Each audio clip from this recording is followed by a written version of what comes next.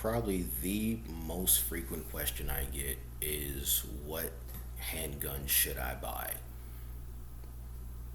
for home defense, for duty, whatever. It's frequent on both ends. What type of handgun should I buy? It's not really something I can tell you exactly what to buy. I can make suggestions, but I can't tell you what to buy no more than I can tell you what type of car you should drive. I can make suggestions and tell you what you're looking for and how to make comparisons and figure out what's going to be best for you if you're new to firearms. But to try to keep this as short as possible, one of the first things you want to look at is weight.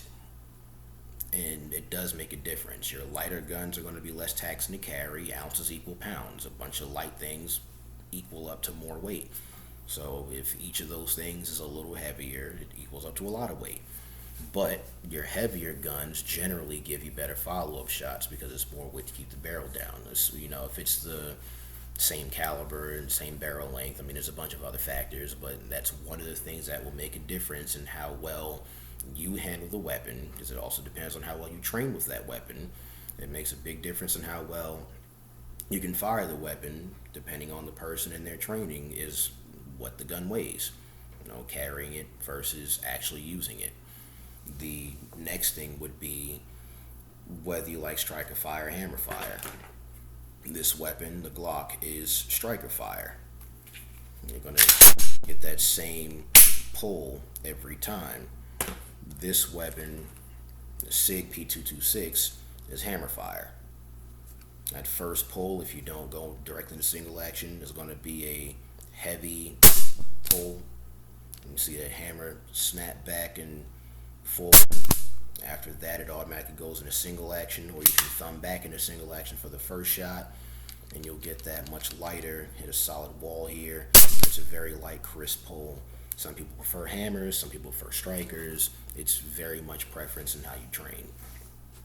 One of the next things you want to consider is the safety. I've actually had a SWAT team officer, I won't say where, but I've had a SWAT team officer tell one of my guys that he prefers weapons that don't have safeties because he doesn't know handguns that well. He wants to make sure it fires when he pulls the trigger. That scares me. Anytime anybody says that, it scares me. If you don't understand handguns that well, you're the one that needs to have a safety. You need a safety, plain and simple. Following all the rules of firearm safety, and make sure you have a safety. And if you don't have a safety, you should be following the rules of firearm safety even more than everybody else. I mean, everybody should be, but you definitely can't get complacent ever if you don't have a safety. So again, you have guns like the SIG P226 that does not have a safety.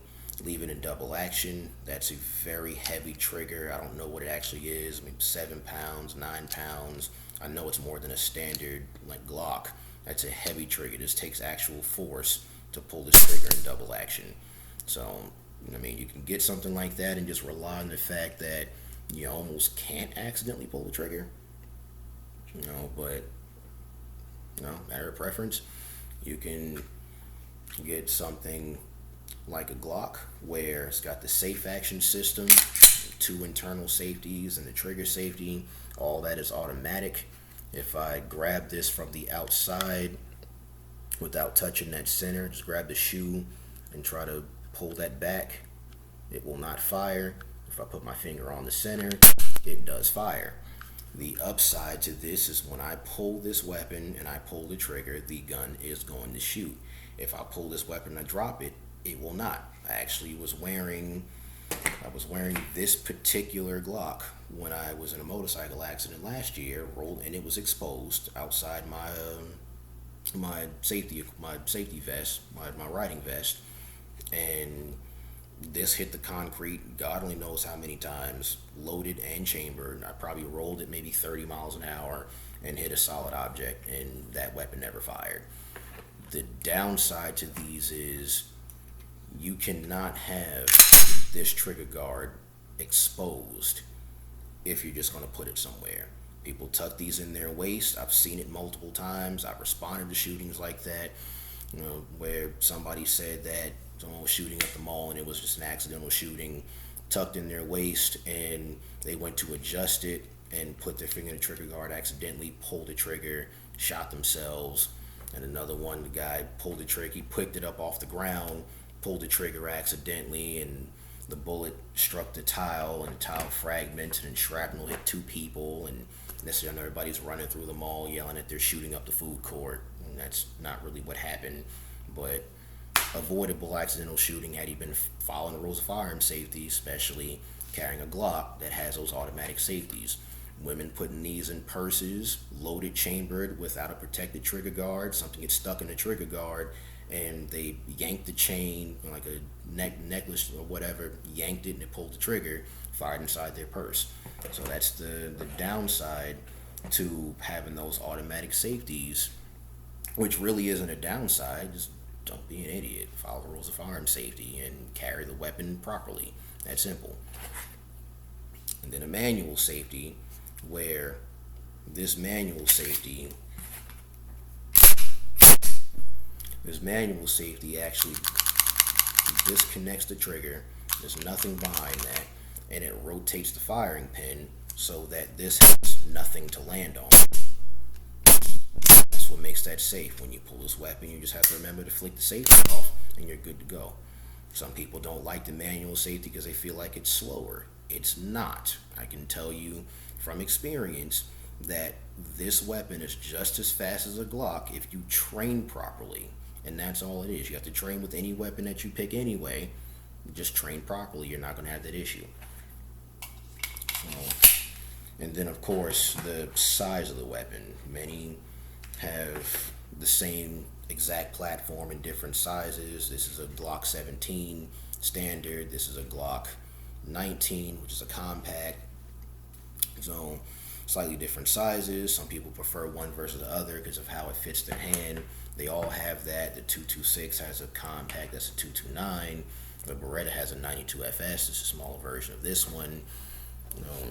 Overall, my recommendations typically are the Glock 17 or the 19 if you need to go get a smaller platform.